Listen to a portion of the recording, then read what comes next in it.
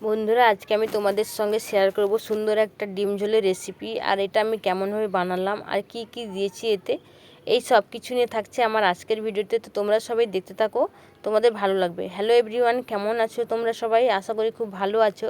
আমিও অনেক অনেক ভালো আছি। আমার চ্যানেলে সবাইকে স্বাগত জানাই।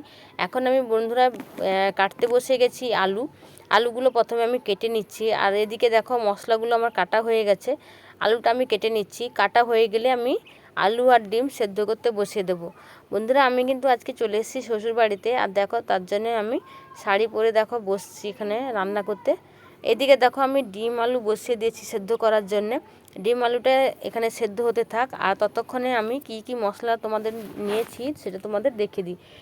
এদিকে দেখো টমেটো কুচি, দুটো তেজপাতা, রসুন বাটা, আদা বাটা, পেঁয়াজ কুচি আর জিরে বাটা নিয়েছি।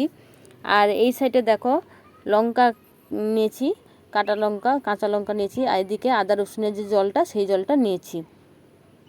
তো চলো আমি দেখে নিই ডিমটা আমার হয়েছে কেন সেদ্ধ। তো দেখি এদিকে ডিম আমার সেদ্ধ হয়ে গেছে। চলো এটাকে আমি এবার নামিয়ে নিই।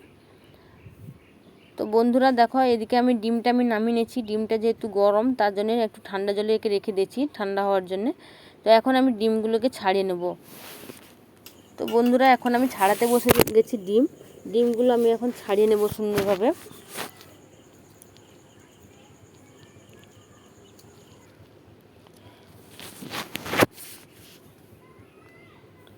তো ডিম ছাড়ানো কমপ্লিট হয়ে গেছে বন্ধুরা। চলো এবার ডিমগুলোকে আমাকে একে একে করে ভেজে নিতে হবে।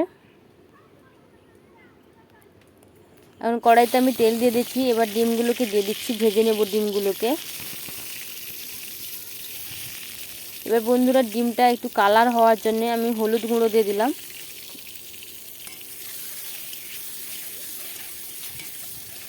দেখো সুন্দরভাবে কালার হওয়ার জন্য আমি দিয়েছি হলুদগুলো। এবার দেখো ডিমগুলো আমার হয়ে গেছে। এবার ডিমগুলোকে আমি নামিয়ে নেব। এবার ওই কড়াইতে তেল দিয়ে দিলাম। এবার দিয়ে দেবো বন্ধুরা পেঁয়াজ কুচি আর লঙ্কা কুচি দিয়ে দেবো।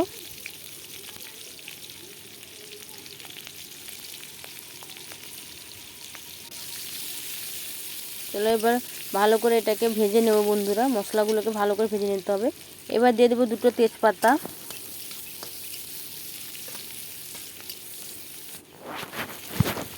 এবার দিয়ে দিলাম টমেটো কুচি।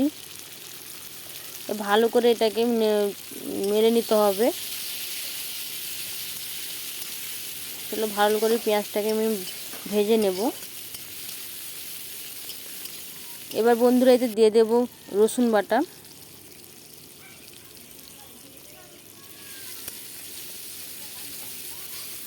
রসুন বাটা দিয়ে ভালো করে মেরে নেব বন্ধুরা।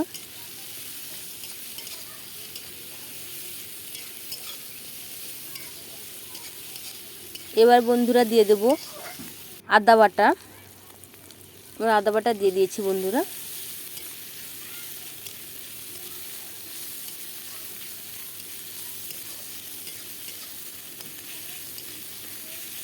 এবার বন্ধুরা এতে দিয়ে দেব জিরে বাটা।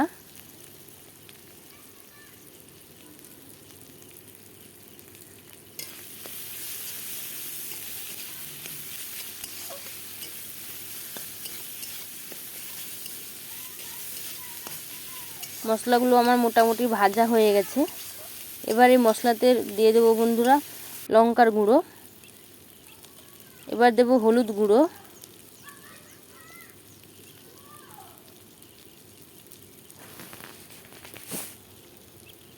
দেওয়া হয়ে গেছে। এবার বন্ধুরা একটুখানি নাড়িয়ে আমি এতে দিয়ে দেবো জল। সেই যে আদা বাটা রসুন বাটা জলটা রেখেছিলাম এতে এবার দিয়ে দেবো।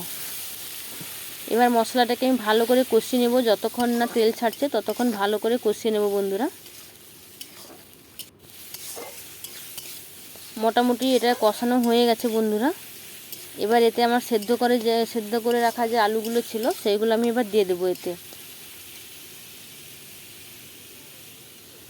এবার দিয়ে দিলাম সেদ্ধ করে রাখা আলু।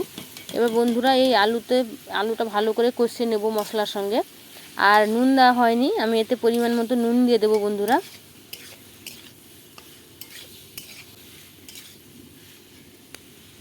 নুন দিলাম পরিমাণ মতো।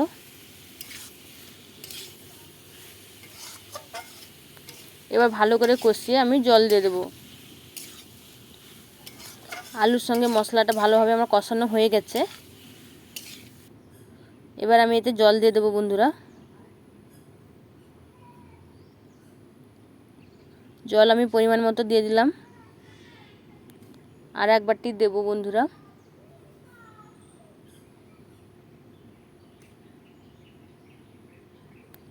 দেওয়া হয়ে গেছে।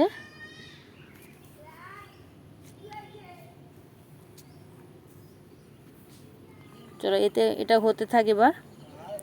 এবার দিয়ে দেবো আমি ডিম, ভেজে রাখা ডিমগুলো এবার এতে আমি দিয়ে দিলাম।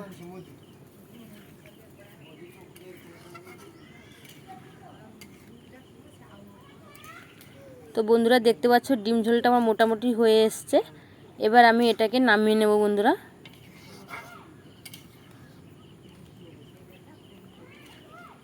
এখন আমি বন্ধুরা নামিয়ে নিয়েছি ডিম ঝোলটা।